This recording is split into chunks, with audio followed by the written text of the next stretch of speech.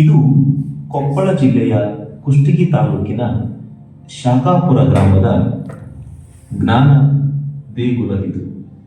ಇದುವೇ ಸರ್ಕಾರಿ ಮಾದರಿ ಹಿರಿಯ ಪ್ರಾಥಮಿಕ ಶಾಲೆ. ಶಿಕ್ಷಣ ಬದುಕನ್ನು ಬದಲಾಯಿಸುವ ಬಹುದೊಡ್ಡ ರಹದಾರಿ.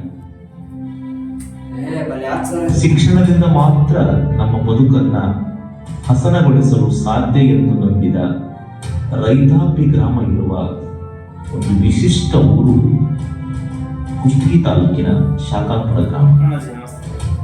ಆದ್ಮೇಲೆ ಮಾರುತೇಶ್ವರ ಗ್ರಾಮದ ಆರಾಧ್ಯ ದೈವ ಈ ಗ್ರಾಮದವರು.